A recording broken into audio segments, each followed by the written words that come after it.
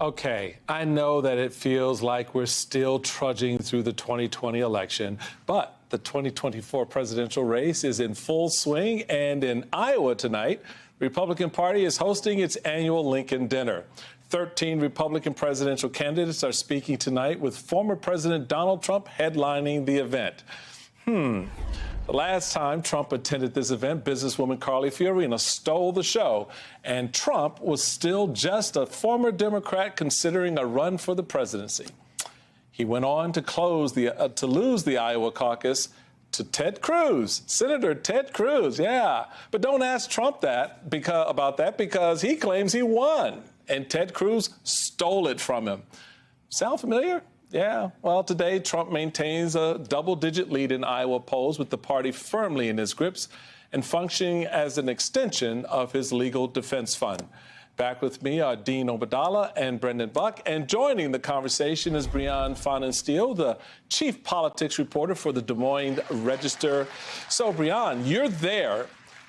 Set the scene for us. Let us know what's happening here. I understand that Ron DeSantis came out just a moment ago and declared there will be no cocaine in his White House, and as well as that he would enact the death penalty for pedophiles. I think these are all rousing topics to talk about. What are you hearing? That's exactly right. So Governor DeSantis is still speaking behind me, and he's getting a really enthusiastic reaction from the crowd tonight. He's only the third person to speak. As you mentioned, Donald Trump is the last speaker, so we'll see how this goes between now and then. But so far, he's really animating this crowd on some of those talking points that you've just mentioned.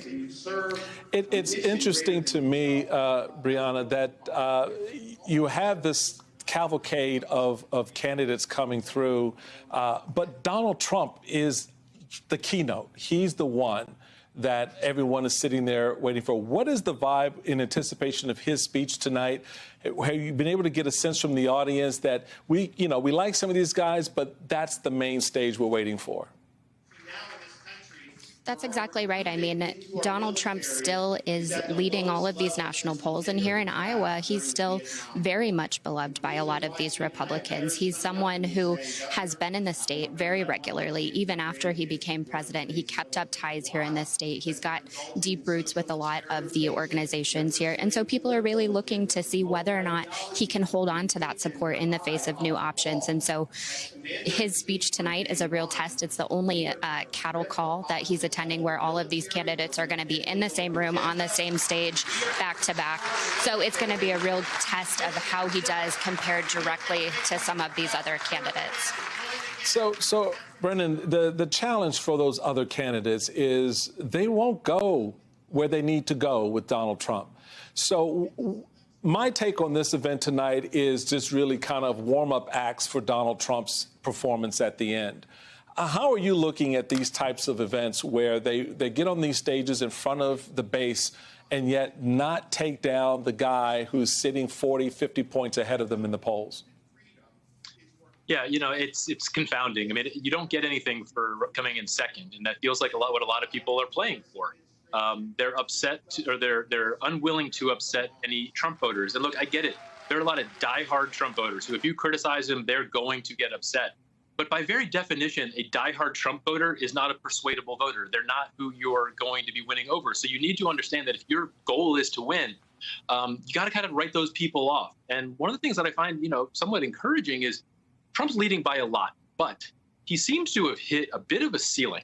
He's in the low 50s, and as much as DeSantis has stumbled and nobody else has really taken off, it's not like Trump is now in the 60s or approaching 70s. It tells me there's still a lot of people who want an alternative. They want someone to be good other than Donald Trump. And if someone would just fill that space and understand that you can contrast yourself with this person, because I promise you, when he stands up there later tonight, he's not going to just dance around the other. He's probably going to take some swings. That's what he does. That's what Donald Trump does. And it's worked for him. So maybe they should learn a lesson from him a little bit. Yeah, but they won't.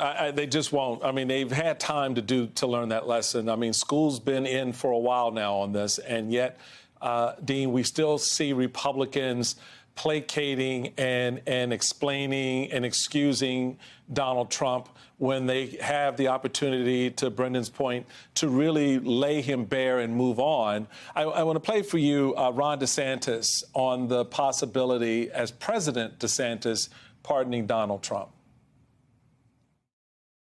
Would you commit to pardoning him on any federal charges against him? Well, what I've said is very simple. I'm going to do what's right for the country. I don't think it would be good for the country to have an almost 80-year-old former president go to prison. So that's a yes. It doesn't seem like it would be a good thing. And I look at, like, Ford pardoned Nixon, took some heat for it. But at the end of the day, it's like, do we want to move forward as a country, or do we want to be mired in these past controversies? So, Dean, how is that as a general election message to the country after going through what will probably be a very difficult primary and general election with Donald Trump? Well, first of all, I don't think Ron DeSantis will be making that. He has no shot at this nomination. He's gotten weaker, it seems, by the day. If Ron DeSantis wants to get some traction in the GOP, apparently, to get the base excited, he should commit some crimes. Maybe knock over a liquor store, rob a bank. Donald Trump has 74 felonies right now. Ron DeSantis has none. So Ron DeSantis go up, incite an attack on a neighboring state like Georgia, their capital. Maybe you'll get people. The idea of pardoning, like, we're going to move on. Imagine that sentiment after 9/11. Oh, we'll just let bin Laden. Let's just move on as a nation. We had a terrorist attack on our capital. January 6th was an act of domestic terrorism. That's what FBI Director Christopher Wray testified the attack was. And everybody involved in that attack has to be held accountable. We don't move on. We hold people accountable so it never happens again. That's the important point. Democrat, Republican, doesn't matter. If you're a president, you attempt a coup, you incite a terrorist attack, you must go to prison. And I think you should spend your last days in prison, not to be cruel, but as a message to anyone, even a Democratic demagogue in the future. You can't do this and get away with it, because we believe in this democratic republic. And I wish Republicans would join in that. Let's protect our republic and move on and fight over policy. Brianne, we've got about 20 seconds or so left. Tim Scott just got on the stage. How was the response to him? What has he said real quick that's rousing the crowd there? Joe Biden and the radical left. Well, he is someone who really tends to play up his faith in his life, and that really speaks to Iowa evangelicals. So I think we'll hear more of that tonight. All right.